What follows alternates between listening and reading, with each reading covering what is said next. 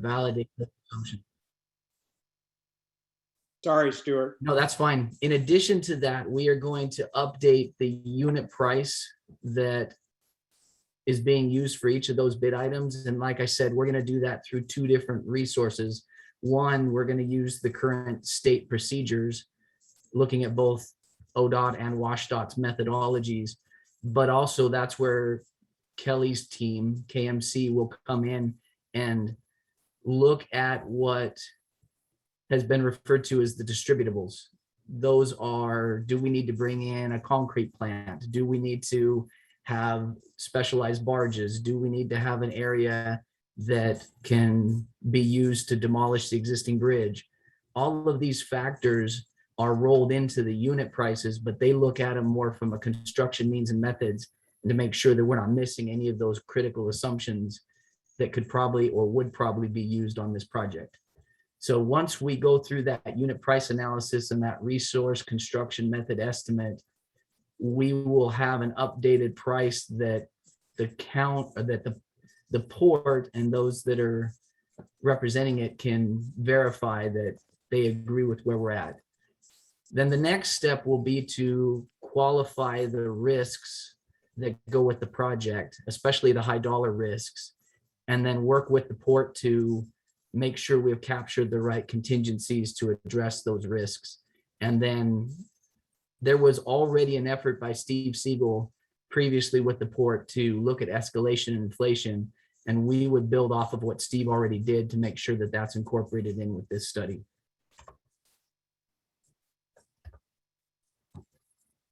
Sorry, I gotta say, got it to the recorded message. I apologize for that. Now to let me transfer. So assuming this schedule is that we get NTP on Friday the 7th, we would work through what I have on the board here, and I won't go through it, but essentially there's a couple of meetings to go over the bid items and the assumptions. And that is the first deliverable that's due on October 1st with comments a week later. And then we will spend time going through the unit price analysis, and there's a couple of meetings with that activity. And the deliverable for that is then on October 29th, with again, port comments a week later. And then we will have a workshop following up a few weeks later that will have all the draft deliverables that we'll sit down and go through with comments from the port. We will then have the final deliverable the first part of December. And the estimated cost we have for doing all this updates is $87,061. With that, I'll turn it back over to Kevin. Great. Thank you, Stuart. Are there any comments or thoughts? Yes, Commissioner Fox. Yeah, I read through your document and looked at your staffing plan and so on. I think it looks fine. I've got two questions on the approach Okay. that I see will make a big difference in what we do here. The first one relates to issues provided by the port.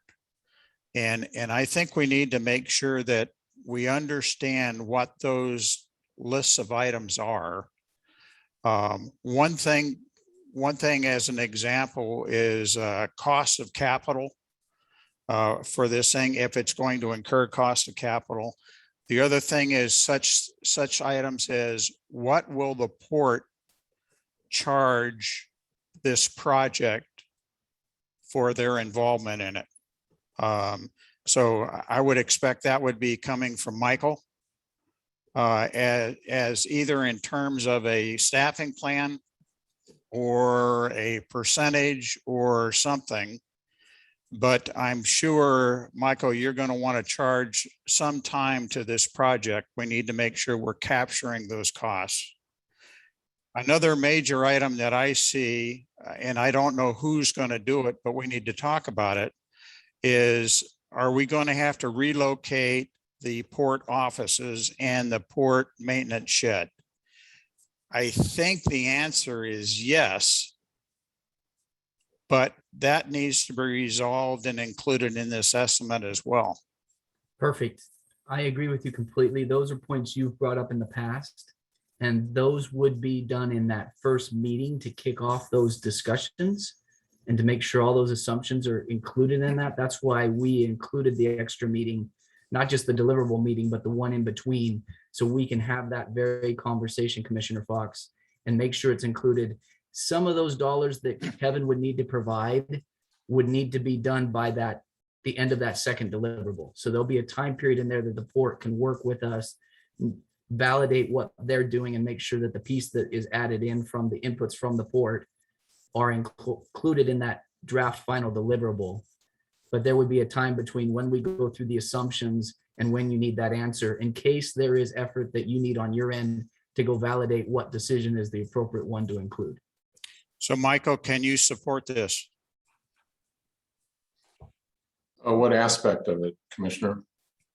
I'm sorry, say again. What aspect of support are you asking for? So costs associated with the port that are not included as part of this estimate that this project will likely attract. And again, an example of that is if you're going to charge, or your staff is going to charge any time to this project and get cost recovery of it, we need to make sure we're capturing that in this estimate. And I would look that this is your responsibility to figure that out, document it, assumptions and so on, and that gets provided into the estimate. The other one that we talked about is a decision about what are we going to do? Do we need to relocate your office? I think the answer is yes, because you're not going to have enough construction room to bring that road in without moving that office. But somebody has to look at that and make sure one way or another, and then document it. The cost for it, we could work out maybe with WSP to provide the cost, but you've got to give them the scope. Yeah, no, perfectly clear. I just point out that we worked for quite a while and long and hard with WSP to work out the kind of game plan for the laydown yard or shop and our port offices to see and frankly ensure that there was the minimal impact. And I think at least currently the conclusion is we'd not need to relocate the office. The shop area is somewhat different. So there's good documentation of that. There isn't, to my recollection, an associated cost with what impacts there are. But we can definitely do that. I would strongly urge you to take another look at that, because from what I remember seeing, I don't see how you're going to be able to get construction equipment in there to make the adjustment on the approach of the new road going into the building without at least minimum is getting rid of your maintenance shed. More than likely, because of access, you're going to have to do something with that building. But yeah, this is your call. We'll take a hard look at that. And there is certainly a difference between construction period impacts and permanent impacts. Exactly. So, okay, so you got the ball on that one. Yes. So the other issue that I have, and the only other one in your write-up is that you had a comment in the write-up that said you're going to price out the high cost items, which we talked about before, and everything else you're going to include in contingency, Stuart. I really don't want you to do that. What I'd rather you do is keep the same breakdown that we've had in the earlier studies. And those areas where high cost, you're going to replace them with new costs. The balance of the cost you've got in an equivalent work breakdown structure, leave them alone. Now, if you feel that those are in the ballpark, fine. If they need to be raised, you can handle that in contingency, the adjustment. But I really want that structure to remain where it is so we can see as we go further along on this project what's changing. Thank Does you that for make sense, Stuart? Yeah, thank you for bringing that up, Commissioner Fox. I'm smiling a little bit because as we wrote the scope, we went round on that 3 times. And we are in line with you in the intent that you just said. Trying to find the right words to say that without writing a story in the scope was the challenge. Okay. We will have all the same bid items. We're not going to change those. We're going to focus on the high risk items to spend our efforts there since we have limited budget. We didn't want to chase every dollar. So it's hard to identify exactly where those are when we were scoping that. But as we meet as a team in these initial meetings, we will quantify and qualify which ones we think are right and get your buy-in, and then focus on those. The other ones, when we say will be covered by contingency, we'll leave the unit bid prices in there, the quantities in there. But if there's a variation to that, we'll cover that in that contingency dollar. I'm fine with that. Perfect. Yeah, I was Okay. trying to find the right words in the scope to do that. So I'm smiling. That was the challenge. Okay. Now, the only last comment that I've got is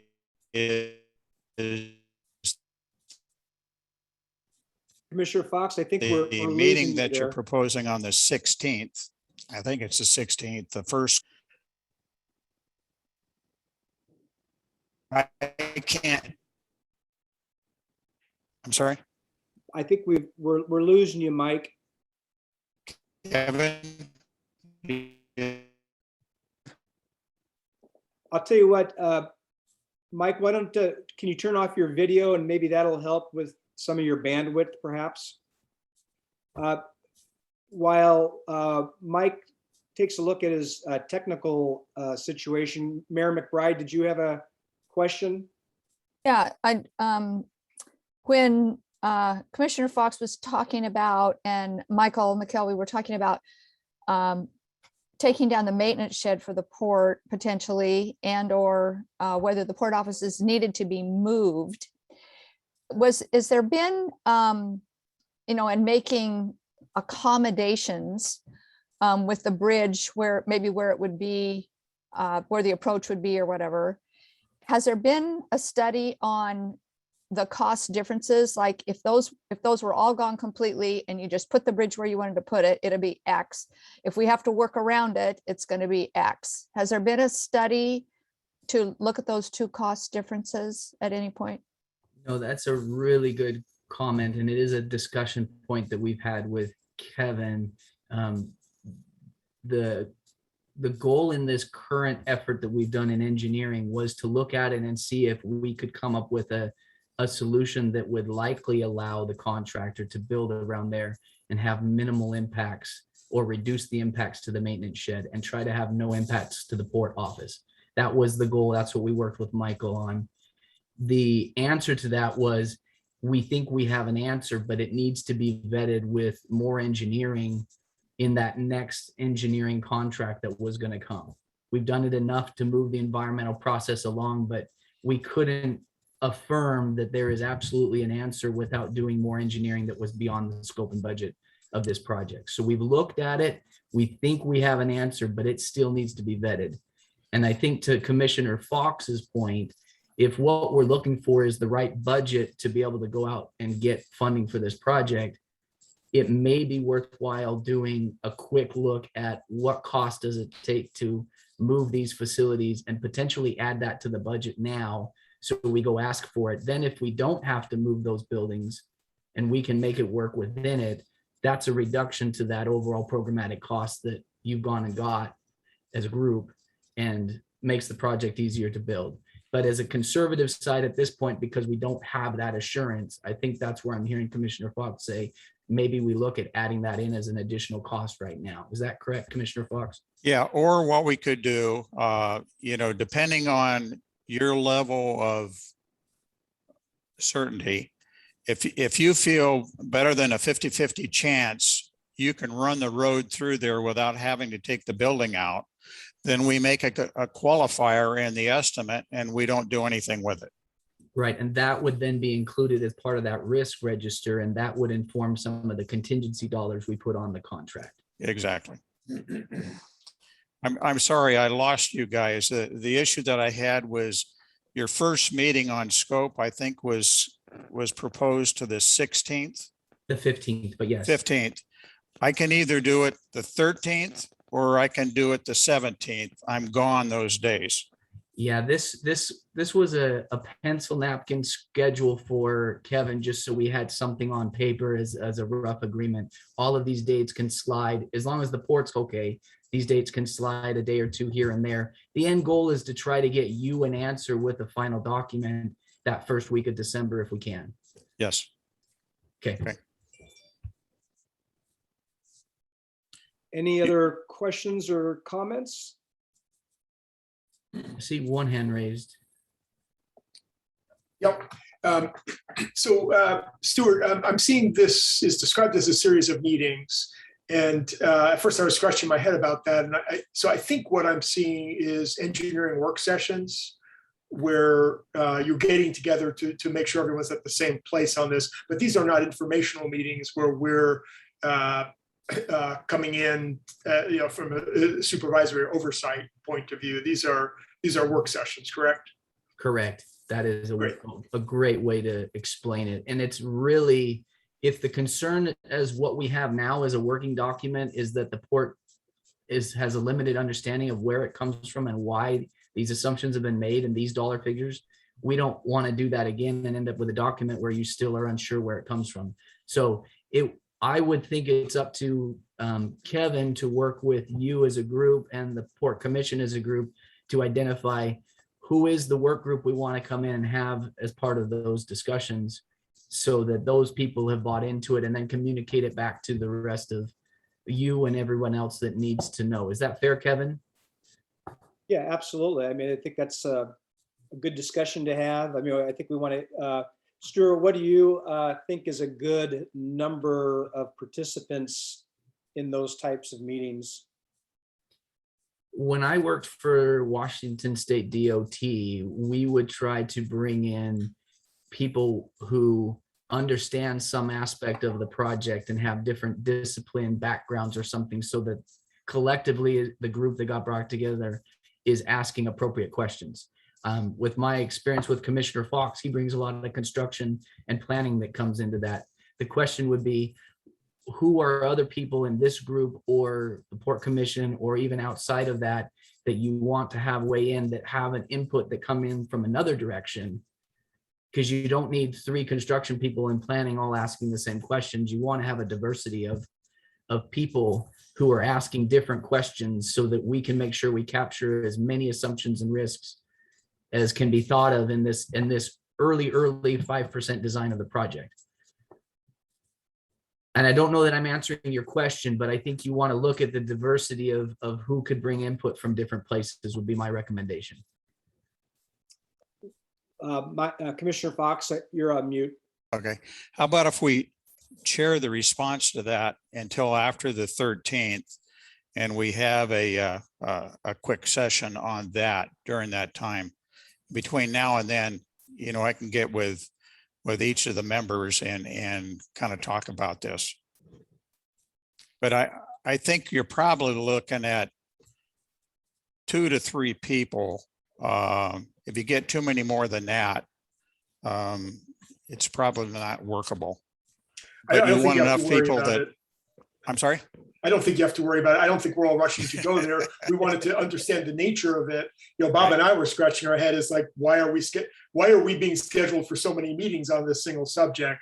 And now that I understand it's a work session, you guys are going to figure it out and have a thorough understanding of it. And when you're done, you're going to tell us what it is, and we're going to be happy.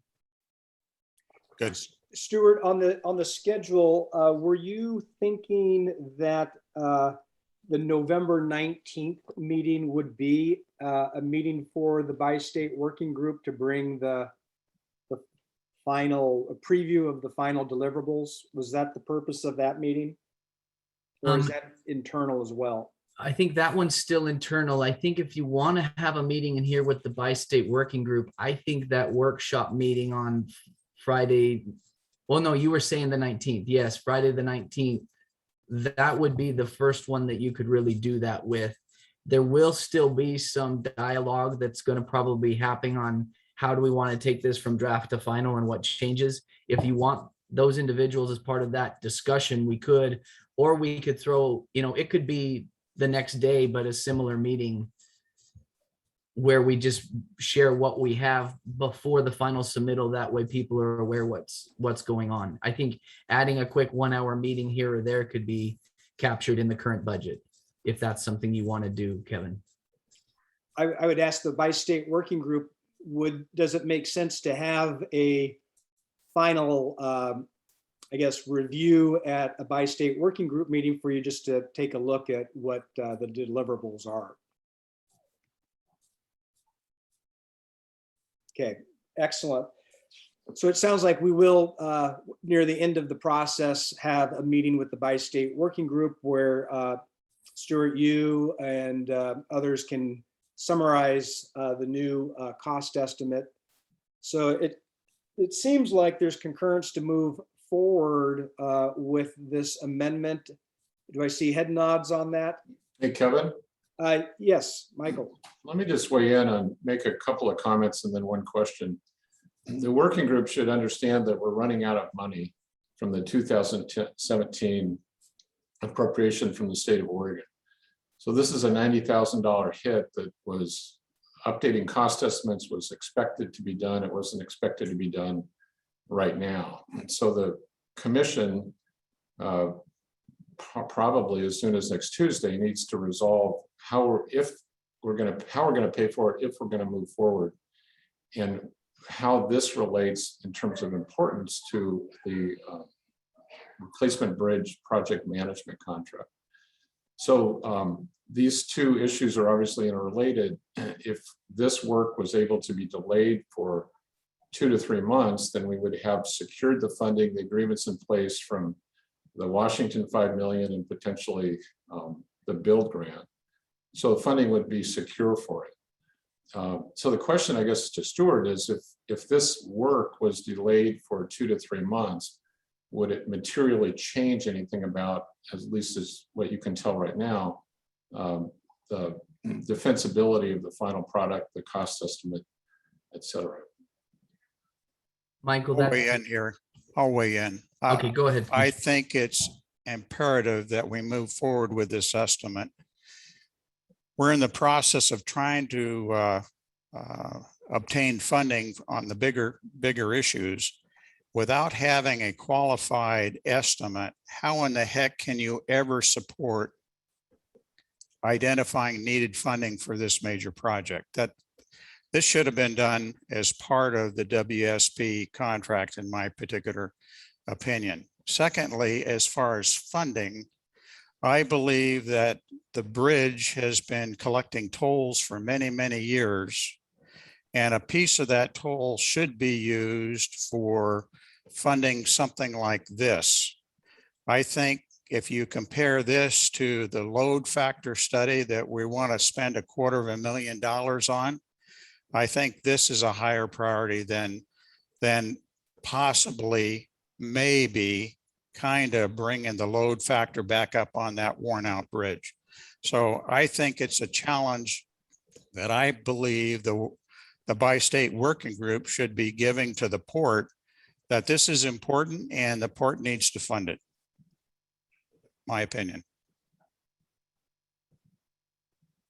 I would add to that, the way I've expressed it before is it's going to be raining money soon and we have to set up our buckets. This is absolutely fundamental for us, setting up our buckets and being ready to tell the decision makers how much we need. It's embarrassing to give a very rough cost estimate when people say, okay, how much money do you need?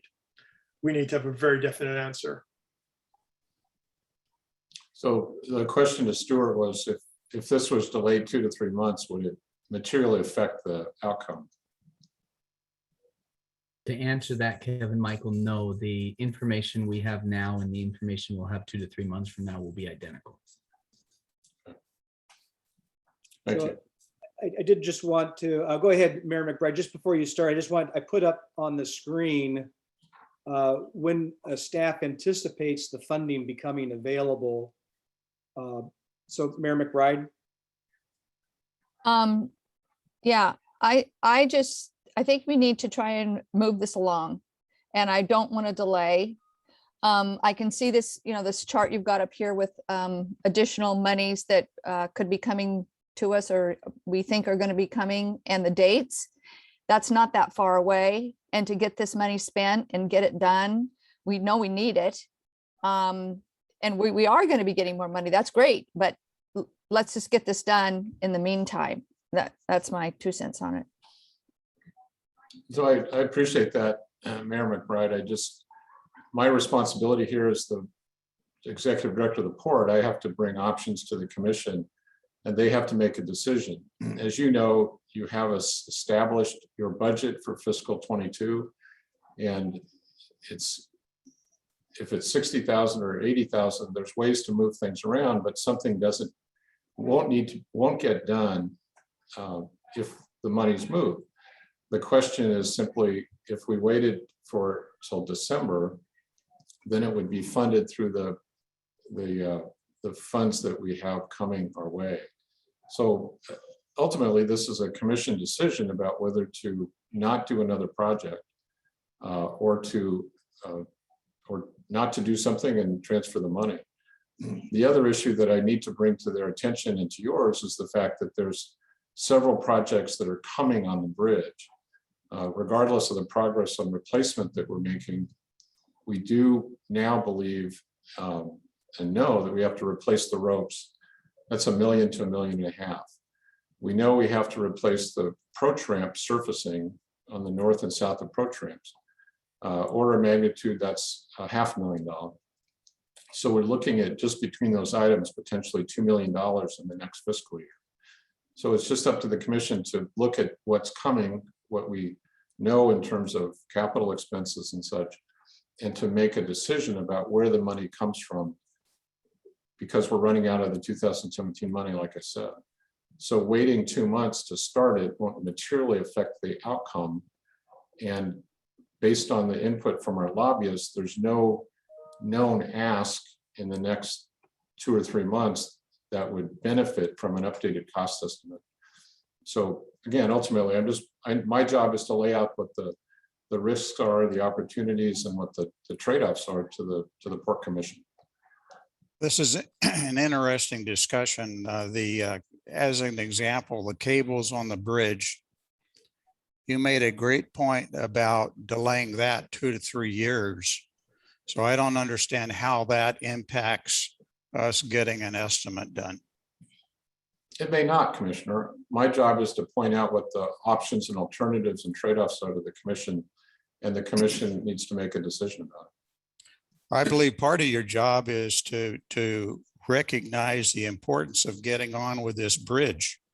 And every time I try and do something, it seems like you try and slow things down.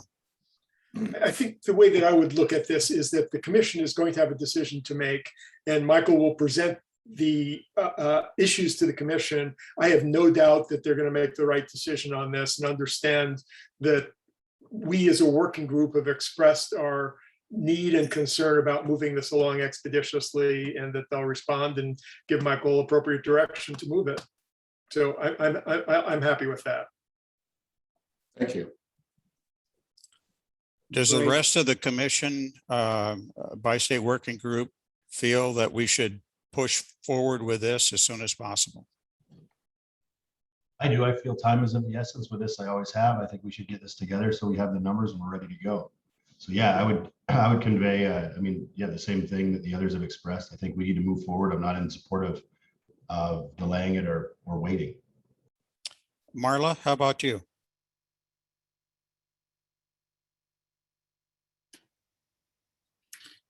I agree with the comments that I think what we are expressing right now and is going to be relayed to the commissioners is that there's a sense of urgency from the bi-state working group, and they should weigh that in with the decision that they need to make about how the timing is handled.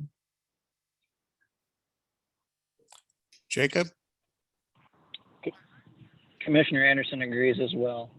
It's up to the Port Commission to decide the timing on this, but you say if we wait 2 or 3 months, nothing is coming. It's a decision in 2 or 3 months. Well, it also takes time. So if we start in 2 or 3 months, we're not going to get our update for more like 5 or 6 months.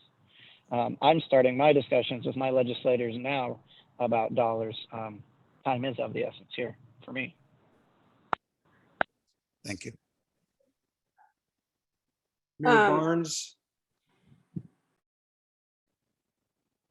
Betty, are you available? Yes. So I would have to agree with Marla and Jacob as well, that this is something that we're trying to push with our legislators, and they will want a updated financial before they look at any further money, probably. I have a question for Kevin. This is Commissioner Chapman. Sorry, I don't have video. No problem. Is there, I know that money has to be used appropriately. I guess my question is that if we're talking 2 to 3 months between a new funding mechanism coming in, wouldn't we be able to move money from the port to spend on this project, or to spend on getting these numbers, but then everyone have the understanding of, once we start these other funding streams that are coming in, that some or all of the money that we put up first will get repaid, or is that not a possibility? Well, I think that's a good point, and that's the second item there, would pursue pre-award options. And that's what we were trying to do with build for the geotechnical work, but it's been a pretty bureaucratic process. I noticed that Jason Tell from WSP is on, and he identified that ODOT may also have a pre-award procedure. In anticipation of this question, I've put the query out there about what type of approvals, what would ODOT need in order to authorize pre-award reimbursement. So I haven't heard back, but it sounds like that has happened in the past. And I don't know, if Jason, if you have any experiences that might lend to the discussion. Yeah, thanks, Jason Tell, WSP. I would just say I think you're doing the right thing, which is to ask the question. And I think it is possible. It depends on several things, depending on how the legislation was written and the budget direction ODOT got. But I think it makes total sense to ask for reimbursement if the port spends money now, particularly if they put a dollar cap on it. If it's only 80,000, 90,000, maybe even less ahead of the full grant, I think you're doing the right thing, and hopefully they say yeah. Jason, on those awards, do they tend to authorize the pre-award before the underlying agreement has been signed?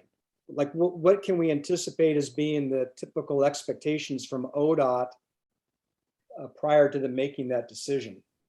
Yeah, I mean, I think as I pointed out, one option, and I think probably a preferred option in a way, is you just use an existing agreement and you amend it, because they will have to create a new amendment to go with the full grant that they're trying to. So one way you deal with that is you piggyback off an existing agreement, do a smaller amendment, a lower dollar amendment ahead of the fuller, larger agreement. But I mean, you're talking to the right people at ODOT to ask that question and, explain to them the urgency. I think this conversation gives you a good, the sense of urgency here is something they should hear and understand, that that's something that the port's being asked to do, and encourage them to be supportive. I guess the question I would ask is $87,000, $90,000, is that the right number? And if it is, we as a group should simply say to staff, we want to move this forward, tell us how to do it.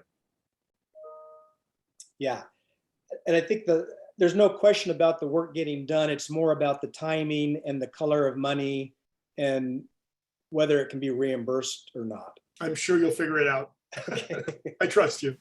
Okay, great. Well, I'll be following up with you, Jason, on some of those details. And like I said, I've been in touch with ODOT, and we'll certainly follow up and share any information that I get from them. This is Commissioner Anderson. How much is left in that 2017 pot that you guys are using? So if we stop all expenses at the end of December, except for the final EIS record of decision work, which is anticipated to finish in February, we've got about $80,000 to $90,000 left. So between developing the RFP for the replacement bridge management contract and the preliminary cost estimate, it's going to be very tight. And so that's and there's still risks with the final EIS and ROD, and so we're getting very close down to literally the last $70,000-$80,000. If for some reason I don't think it's going to be the full 80,000, it might end up being 50,000 that would be in question. So it's just very tight at the end of this $5 million appropriation. And we just want to make sure that everybody's aware of what the potential risks are, and that, as Commissioner Babbitt's indicated, we'll certainly find the right solution and keep you posted as to what it will be. But I do think that the Port Commission will, as Michael indicated, will potentially need to make a determination about other projects. If for whatever reason ODOT makes a delay as far as determining whether we can do the pre-award or not. So I guess the takeaway here is there's consensus to move forward, and that the direction for staff is to get the funding identified as quickly as possible. Sounds about right. All right. Great, thank you. Let's see, the other item, I think if you want to just take a brief break. Thank you, WSP. I appreciate the presentation, Stuart, Jason, Brian. Thank you for your attendance, and I'll be in touch probably tomorrow, if not before. Perfect. Thank you, Kevin. And thank you everyone on the Bi-State Working Group. Appreciate the time today. Thank you. All right, the other item that's on the docket is the replacement bridge management contract procurement. And when we initially discussed this, I was under direction to bring back some options for procuring the procurement documents. We developed kind of a one-page scope document for a short-term contract for developing the procurement documents that ensures that state and federal regulations are complied with, that contract would end once the RFQ was published, but that there'd be other services for advising during negotiations, facilitating the selection committee, and contract development. Many of those services could certainly be provided by legal counsel. Since the report, I have talked to two qualified individuals, and the costs appear to be very high, and both have indicated that they would need more time to develop the RFQ. So the scope that we were asking individuals to take a look at was preparing the bid documents for procuring the contract. Just as background, that the replacement bridge management contractor would be the one providing project management and owner's representation, not just through engineering, but really through the end of construction. So it's a long-term contract. And really will represent the port in the region in planning efforts and reviewing technical documents as the engineering team prepares those. So that's what the individual would be doing, is developing procurement documents to bring that team on board. It's also critical, and one of the reasons why there's a frustrating amount of time in this is that it needs to comply with state and federal highways rules and regulations. We need to make sure that the contract meets those regulations so that it can be reimbursed. And we would also assist in monitoring agency and feedback from this organization on the RFQ components, including the work items, staffing expectations, what are the scoring criteria and the qualifications for those that would be interviewed in person. And then, of course, distributing the procurement documents to the industry outlets. So there was a detailed schedule in your packet. This was developed by myself. I did this in Steve Siegel did a separate one, and we then came together and shared our where we thought it would land, and we were both in that first week of April, and that's primarily due to the requirement by the agencies to make sure that the documents meet those state and federal rules. We're going to be right smack in the holidays. And we need to give time for the bidders to produce the actual bids themselves. And when we went through the NEPA process, the amount of time for the selection committee to review and score all the documents and then meet and then determine who to bring in for oral presentations, that also took some time as well. So we really offered up originally two options. One would be that that the port and the bi-state working group would make the recommendation to give staff authority to basically interview and find a consultant, that that authority would be given to staff to go ahead and find that individual and sign the contract. And that would allow work to start in advance of September 21st. It'd be somewhat faster. Option two would be staff would be authorized to go ahead and interview candidates, and we would do that following after next week's meeting, and that we would identify the individual that would best serve the effort. We would develop a small personal services contract, and then that would be brought to the port at their September 21st meeting and reviewed potentially by the bi-state working group at the 13th meeting. That would require work to start after the 21st, but would certainly allow more oversight.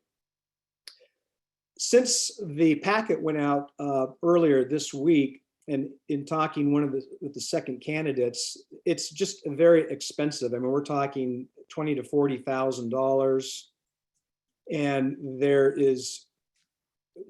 there's comments back that the time to procure the documents would take longer. And so option three would be not to do either one or two, but for staff to draft those procurement documents and really rely on our legal contracts and for the form, and just to ensure that it's adequate. But it certainly would save money with all the other issues that we've been discussing. But it would certainly put our dependency on our legal team and the dependency on the agency reviews as well.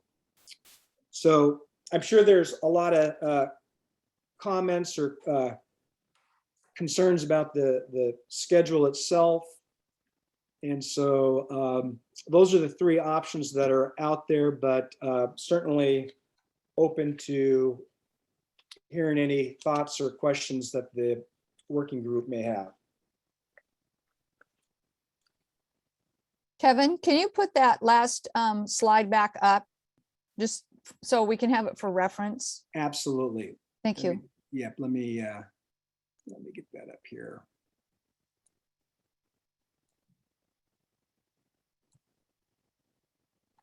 Can you see that okay? I have one question on this review by agencies under option 3. Review by what agencies? So ODOT and federal highways. Since staff doesn't have a lot of experience in developing an RFQ, RFP process, we would be more dependent on the agencies to review the work that we pulled from other, plagiarized, if you will, from other contracts. We do have samples from Multnomah County. We do have some ODOT RFQs as well. But we have not undertaken that in the process. We had an individual do the RFQ for the NEPA contract. So it is somewhat technical, but we could certainly prepare that for the sake of time. But there will, I think, be increased dependency on the agencies. So I've got a couple more technical questions, not technical, but process questions, just so I understand what we were talking about here. So you've used RFQ and RFP kind of interchangeably, and I don't think they're interchangeable. So I keep going, are you doing an RFQ or are you doing an RFP? Are you doing both? Are you hiring someone to do an RFQ? Or are you going to do it yourself and then that firm's going to do the RFP? So it's not clear to me exactly what you're saying even here. So maybe you could explain that. Sure. So RFQ and RFP are basically interchangeable for the sake of this discussion. We cannot use, we have to use qualification-based selection for. You cannot use RFQ? We have to use RFQ. You have to use RFQ. Yes. So you do RFQ, then you'd pick the firm or firms, then you do the RFP, right? Correct. Okay, so are we looking for someone to write an RFQ or are we looking for someone to write an RFP? Both, the procurement documents. A lot of times I'll use the term procurement documents to summarize those documents that would be released on the street, that people would review and bid on, meet those dates for submitting their proposals, and then we begin scoring them. So I would view the RFQ and the RFP as a singular action, and that together those are referred to as procurement documents, as would be a contract template that oftentimes is included as an appendix to the procurement documents. Frequently you include a sample contract, so any questions or comments that bidders may have can then include, those can be included in the bid, in their proposal.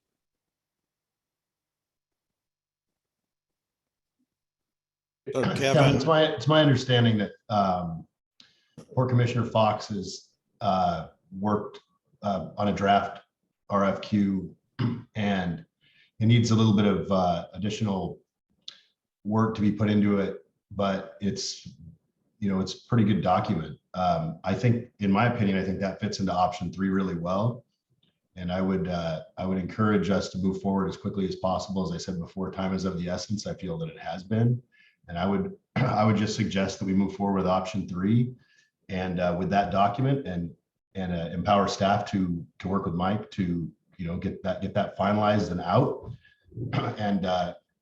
and then hopefully we can move forward. To me it looks like option 1 and 2 are redundant. One may be slightly quicker, but both of those seem to be like we're going up for an RFQ, and in my opinion we don't need to do that. I think we should move forward with what we have, unless I'm wrong with that, but I believe I've seen a draft about Commissioner Benton,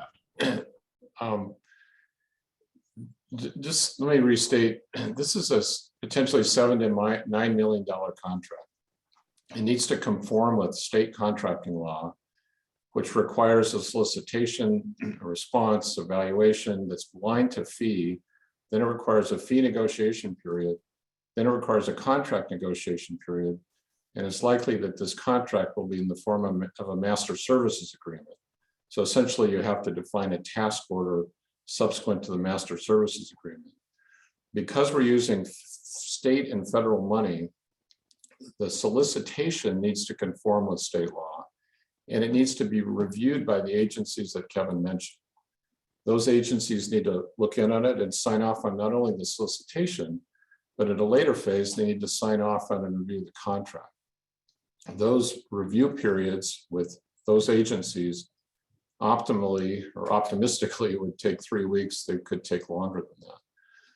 What we have to do, and I think everyone on the bi-state working group should really understand this, that this contract the solicitation process needs to be really done well. If it's not done well, if there's a misstep, there's a chance for protest. And the chance for protest means that the project is delayed. So to prepare a solicitation document, we need to make sure it's really done well, dialed in, reviewed by legal, reviewed by the agencies before we even issue it. And I can't emphasize that enough. We don't have anything in hand now that reflects this process. We need to create that. And the work that Commissioner Fox did is terrific, but that's really not the solicitation process. That needs to be defined much further. The example I have from ODOT is a 33-page document that has references to state and federal contracting law, minority hiring, a variety of things. So this is important in part because at a certain point, per our strategy, this contract and other contracts get transferred to the Bi-State Bridge Authority. So these are effectively done so that they are defensible and usable down the road for what could be 7, 8, 9 years. So it's important that it's done well. My tendency here is to make sure we have the right expertise preparing it so that we don't lose time later because we've not done it well. Michael, don't all three of these options offer the necessary process to go through review to make sure that these are acceptable by the agencies? Yes, There seems they to be would a have step to. in all of them. Any approach would have to. Absolutely. So in option 3, for example, option 3, if you start with the basic concepts that Mike Fox had laid out, and then staff worked on it, and then staff reviewed it with agencies, doesn't that get us to the endpoint that we need to get to? It could take longer. The right person that's assisting with the preparation of the solicitation documents with legal review it certainly can get there. It could take longer, but it's an option that doesn't require the whatever's $20,000 to $40,000 payment for an expert. And can you lay out the skills that your staff doesn't have that are needed to generate this document? Well, not easily. I can just refer you to maybe that's worth sending out an example of this. I've got a couple. One is like I said, a 33-page solicitation document that has a lot of interconnections to not only state law, but federal requirements for how this is done. And maybe that's sufficient to give you an idea of this is complex and it has to be done right. Well, I mean, I'm not, certainly don't mean to make it seem overly simple. I am on an ODOT commission and we do these a lot, and I've seen many of them and they seem to be mostly boilerplate. And I thought that the basic concepts, the decision points seem to be laid out in Mike Fox's draft. The boilerplate to make it adequate from a contracting law point of view probably wasn't there. But it seems like the merging of the two is something that I would imagine is within the scope of what your staff is quite capable of doing. I mean, I've seen them do things a lot more complicated than this in my view, but that's me viewing from the outside. Well, I would gently disagree with you on that, but certainly it's something that we could take a good run at. I think we could get it locked down pretty well. For the EIS process or selection process, we use Schwabe as the attorney, and they certainly have good folks there that can review the draft we prepare. And as suggested here, we can also get early review by the agencies.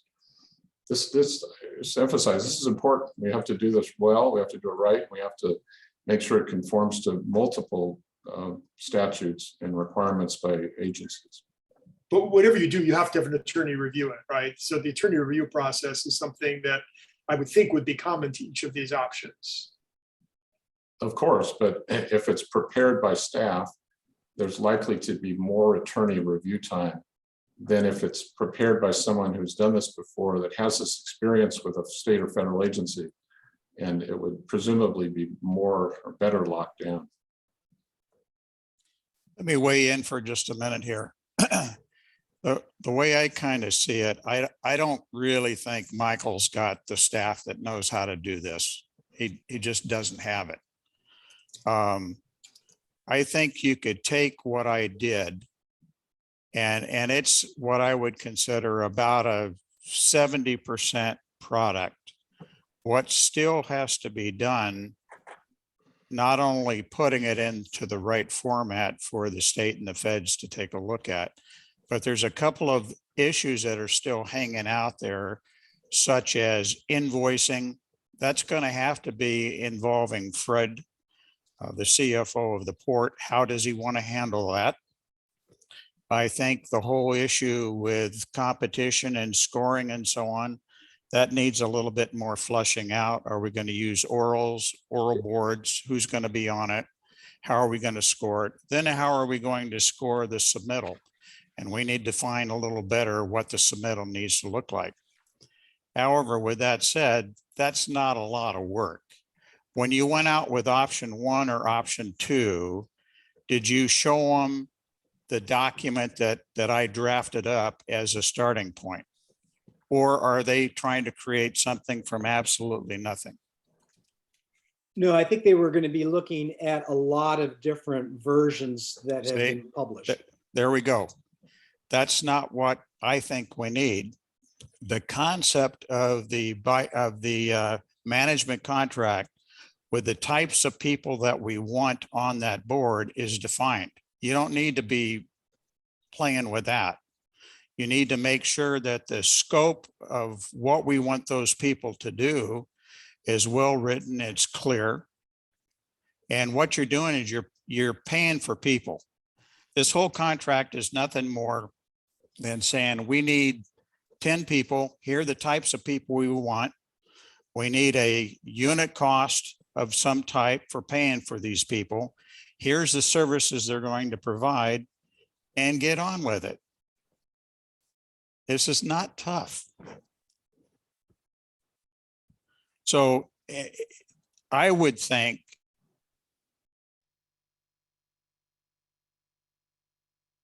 to get the document written, we go after option 1 or 2 with the starting point with what I did and see what they can do for us.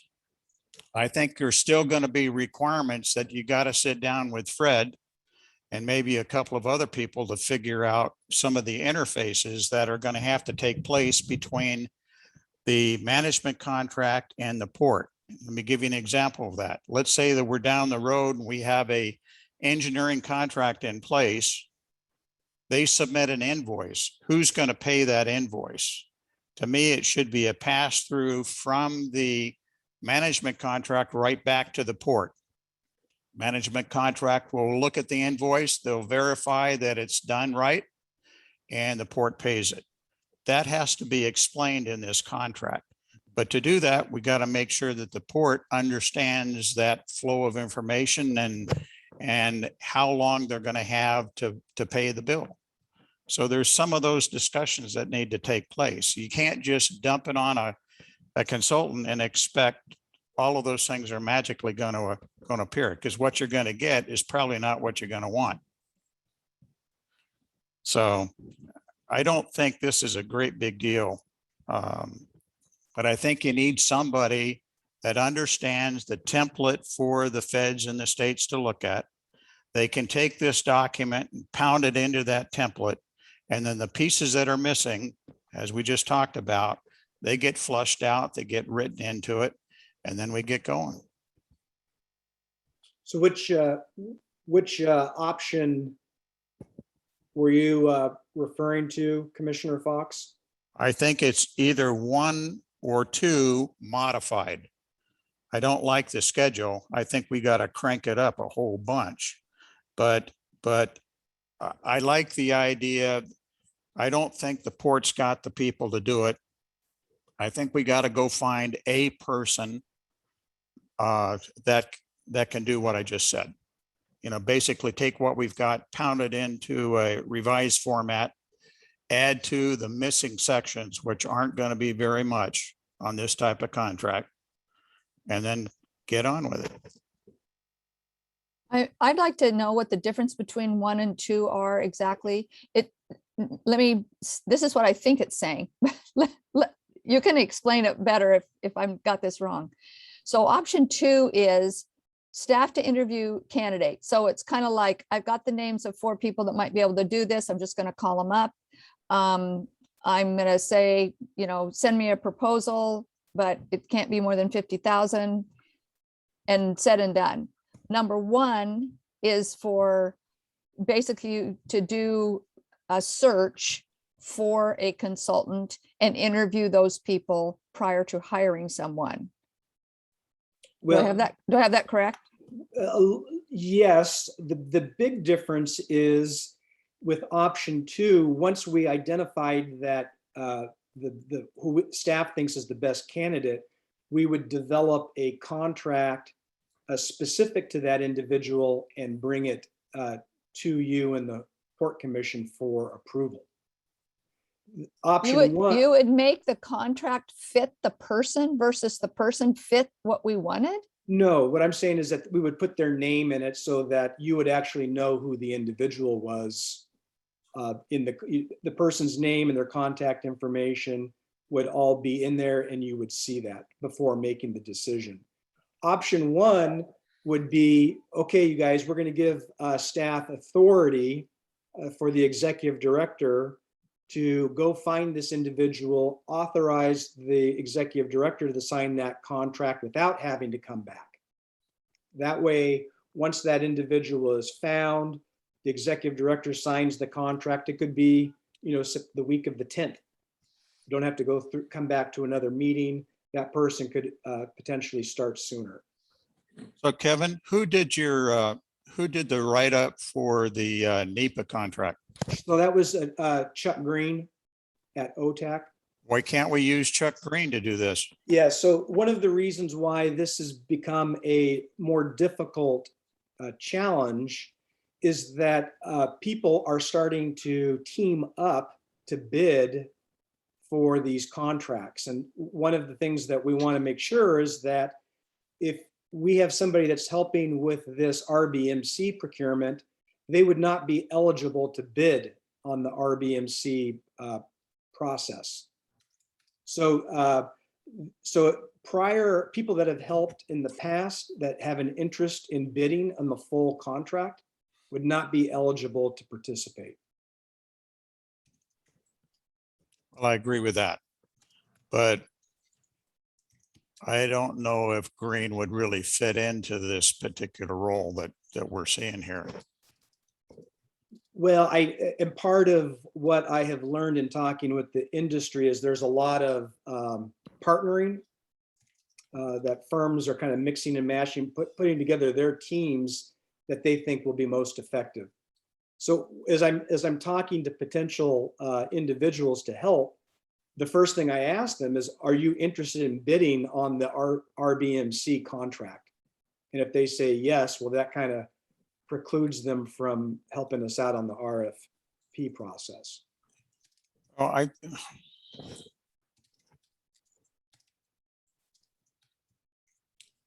I'll tell you, the contractor that I would be looking for is one that can provide highly qualified people that meet the document that I wrote. And the people that you have mentioned so far, I don't see them fitting in any of those roles. Well, the first, so I've talked to two individuals that have experience in writing these types of documents. It was just a little bit more expensive than I think that I was anticipating. Well, I And- think part of it, why it's so expensive, you're not giving them something to start with. And I think if you go back to them and you say, take the document that I gave you, okay, now add to the missing elements, and we're done. Well, there's also going to be, like you were saying earlier, the criteria development and the scoring. But We can make all kinds of excuses to lay this out. I can write the scoring in 2 days. I've done it many times before. So I think we're making this into a great big deal that is not a great big deal. We're making it too hard, Kevin. well, I just want to just caution that we do have to go through the agency review period, I but have no problem with that. I'm just trying to get the first document done. That you can send it out for review. So this is Commissioner Anderson. We deal with these same contracts, state and federal dollars all the time. Commissioner Babbitt mentioned that this is mainly boilerplate. The only thing that we'd have to do is, because we have two different states, we'd have to mesh some language in there, add some of that boilerplate. But we do this on the regular basis, and we hire, RFQs, and we write them ourselves. So I know that this is capable, and I'd like to thank Mike Fox for putting in the time, for trying to make the decisions, because most of this comes down to, as you said, the decisions that we all have to make. And whether how the scoring works and how that works, there's a regular template for that. We've been doing that for 20 years. You can have copies of our contracts, that we've put together to match what you have with Oregon, with Multnomah. It's really not rocket science. If it was, I'd never be able to get a bridge built, and I do quite a few of them on the regular. Good point. so do we want to work with Commissioner Fox? Does Commissioner Fox want to be a liaison to this effort, or how should we move forward on this? Kevin, I have one clarification question that I want to make sure that the Washington side especially understands. It seems to me that on option 1, it would be Michael's lone decision on who is chosen. And I want to make sure that before we start talking about these different options, if everyone is okay, it seems to me like it would be more transparent if we went with a modified version of option 2 to ensure that the bi-state work group gets to meet these finalists and help in the choosing process. Yeah, let me make a suggestion. We go with an option 2. We take Commissioner from Klickitat, take up that offer to get a couple of templates from him, and turn my draft with the templates over to an option 2 individual contract hire, and get a revised price of what they think it's going to take to get this into a simple document. And I think you need to tell this person or persons, we don't want them to be designing this from scratch. We want you to basically take what we've got and the inherent program of what we've got and put it into the right format. So this is Commissioner Anderson. The one thing that I really wonder about is a 33-page document, we put out a lot longer documents than that, just my staff does on the regular. So in knowing that this is all boilerplate for the very most part, the same federal rules apply in both states. There's specialty rules in Oregon versus Washington. We have to make that mesh. But writing all that down and making those agreements and making the decisions, isn't very difficult. Mike's done a great job starting on that. And honestly, if we put most of that together, we should be able to ship it straight to the lawyer, and the lawyer should be able to put that together in not very much time, because that's what they do. In fact, they probably have a lot of these documents in place too. I don't know why we need a specialty person to do all this when we have somebody who's volunteering their time, who's willing to make the decisions, who has an experience, decades of experience, who's willing to give a bunch of their time to do all this. And then we can run the same things by, it's got to go by WashDOT and it's got to go by ODOT, and we can run it by Klickitat County Public Works and Hood River County Public Works to get all that. I'm sure my prosecuting attorney is going to want to look at it. And then we have the contract attorney finish writing everything up. I don't see how it's so difficult. Okay, So- well, that's, Michael, so did you have a thought? Yeah, so does our lawyer on the port know how to do this? Michael? I think the best example is the EIS solicitation, and in that case, no. We turn to Schwabe and their counsel as outside counsel to review those documents and contracts. We would likely do so again here. So I if d- that's the case, if you already have a contract with Schwabe, why can't we put this all together and then let Schwabe finalize everything? And we're going to pay him anyways. We may as well just once. Well, it's certainly an option that we can worth exploring. I'm not sure if their attorneys would, well, we'll just talk to them and see if that's an option. So just to, I think that's a great idea. I mean, that's kind of, I think what, on the city side, that's the kind of things that we do.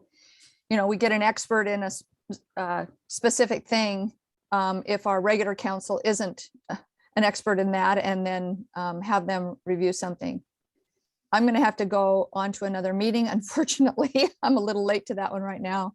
But I think this option 2, starting with Commissioner Fox's draft, having staff add in what needs to be added in, and then having an expert attorney look at it to see if they think it's full before it goes to the agencies.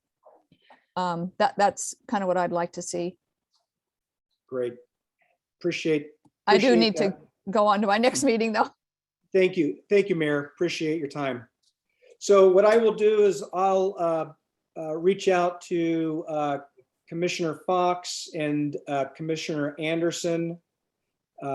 Take a look at what they may have, work with Commissioner Fox's template, and then put Schwabe on notice that we've got a team that will be working on this document and getting that done sooner than later.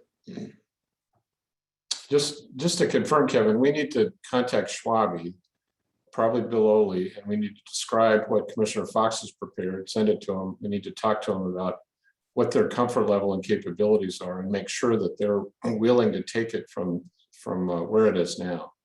Because there's a long way to go on preparation of this. If they say, gosh, no, give us something that's more developed, then I think we're to option 2, as Commissioner Chapman said. Okay. I did talk, Bill Oley is aware of this process, but I will specifically ask him about this modified version of option 2. This is Commissioner Anderson. I think we need to take the templates and mash it together, because you can get most of that done, and when you send it to the lawyers will make tweaks to it. But as long as everything's there, as long as we're mashing it together, we're saving money and time. I don't want to just send them what Mike has. I think we have the skill set within these organizations, and I mean all of our organizations, to get this to a point where, I mean, the lawyer's going to be reviewing it, not rewriting the whole thing. So what And, I hear, we are all in this together, and I'm offering that, we're all going to have to pitch in, not just the port, but both counties. We're going to have to pitch in our experience and stuff but that's what we're here for. Thank you. I appreciate hearing that. Mike, you had something? Yeah, so what I think I heard is that we'll get a template, or back up. Kevin will get a template from Clickitat and you'll get one from Hood River County. And you'll try and mesh them together. I will take the draft that I've got now and keep working on it to flush out the competition scoring section of it. And with Michael's approval, I'll sit down with the CFO and we'll put a paragraph or two in there on invoicing. And then that document will be about as mature as I can get it. And then we'll turn that document over to the revised template, Kevin, that you pull together from the two states. Mm-hmm.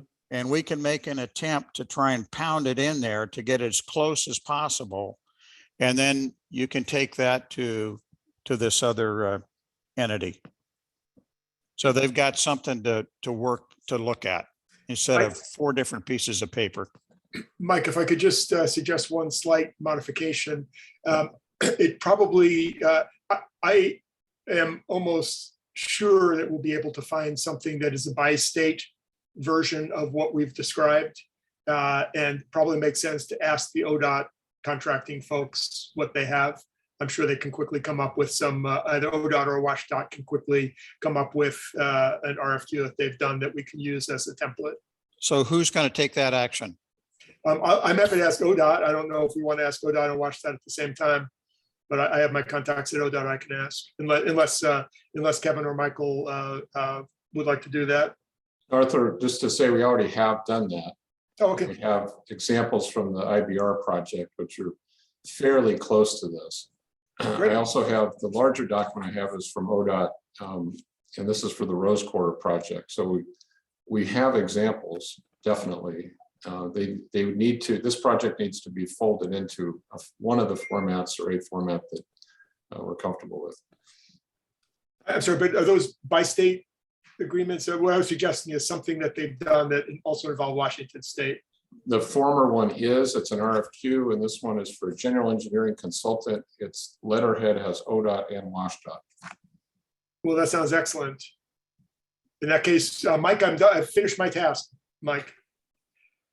One thing I would add is, since the funds are going to be transferred from Washington to Oregon, it won't be critical that the Washington rules are followed, but certainly it's a good resource to have as we develop it.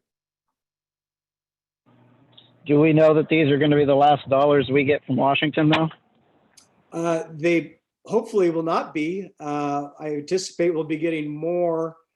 It sounds from what we've been hearing is that they will continue to funnel to Oregon out of just so that one state is managing the funding and the contracting. But it still makes sense to write it from both perspectives.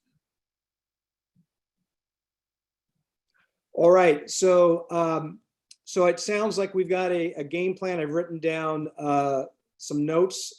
So I will be reaching out to Commissioner Fox, Commissioner Anderson, and take a look at what you may have and start putting something together for legal review and subsequent agency review. But Kevin, what I would urge you to do today, after the meeting, get this documented of what the steps that you think we just agreed to do, and get it out to all the board members immediately today, Sure. Before it gets old and we start forgetting about what we're going to do here. Not a problem. I can certainly do that. Thank you. All right. Let's see, anything else I included the September 13th agenda, just so you get a sense of what we will be covering at that meeting. It's going to be a full one. So it's a 2-hour session. So were there any thoughts on that agenda? Yeah, Kevin, there may be 1 to 2 other items we're going to want to address during that meeting. And give me a couple of days and we will we'll get back to you with those. Now I'm really interested. All right, that sounds great. I appreciate everybody's time. We went about 24 minutes over. Thank you for your time, and you should be getting an email from me before the end of the day. Thanks, everybody. Thank Thank you. you. Thanks. Bye-bye.